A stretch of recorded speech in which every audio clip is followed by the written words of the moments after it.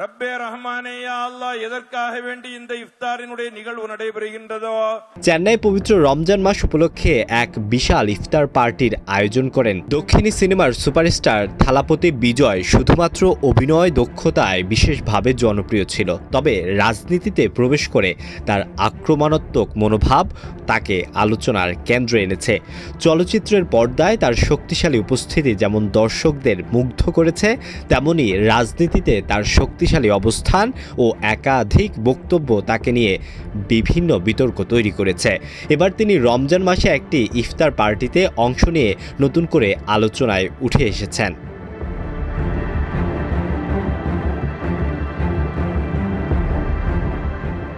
শুক্রবার তার দল তামিলাগা বেট্টি কাজাগাম এর উদ্যোগে আয়োজিত এক অনুষ্ঠানের একটি ভিডিও সামাজিক যোগাযোগ মাধ্যমে ছড়িয়ে পড়ে। ভিডিওতে বিজয়কে চেন্নাইয়ের একটি ইফতার পার্টিতে অংশ নিতে দেখা যায়। এই ভিডিওতে বিজয়কে সাদা কুর্তা এবং মাথায় টুপি পরা অবস্থায় দেখা যায়, এমনকি তিনি নামাজেও অংশ নিয়েছেন। ভিডিওটি সংবাদ সংস্থা ANI তাদের অফিসিয়াল এক্স অ্যাকাউন্টে শেয়ার করেছেন। এতে দেখা যাচ্ছে বিজয় তার দল তামিলাগা বেট্টি কাজাগাম এর সঙ্গে এই ইফতার পার্টির আয়োজন করে এবং এই সময় তাকে রোজাদারদের সঙ্গে বসে প্রার্থনা করতেও দেখা গেছে।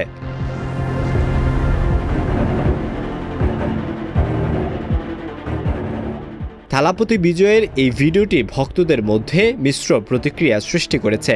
অনেকে তার এই সাম্প্রদায়িক সম্প্রীতির প্রয়াসকে প্রশংসা করছে। অনেক ভক্তরা সামাজিক মাধ্যমে তার এই কাজকে সাহসী ও অন্তর্ভুক্তিমূলক উল্লেখ করছেন, কিন্তু একই সঙ্গে কিছু নেটিজেনরা তাকে ট্রোল করতেও ছাড়ছেন না।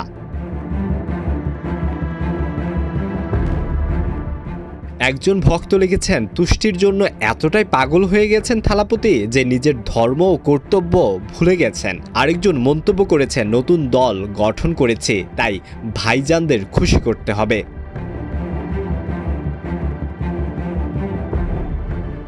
বিজয়ের রাজনৈতিক প্রবেশ তামিলনাড়ুতে ঝড় তুলেছে। তার দল তামিলাগা ভেট্টি কাজাগাম গঠনের পর প্রথম সমাবেশে 3 লক্ষ মানুষের উপস্থিতির দাবি করা হয়েছিল।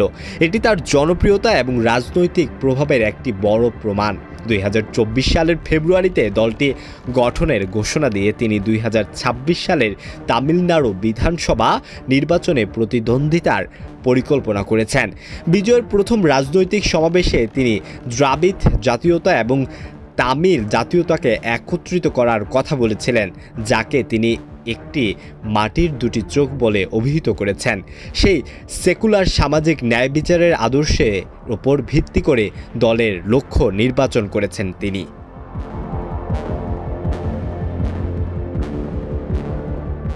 আলোয়ান খান, ঢাকা প্রকাশ।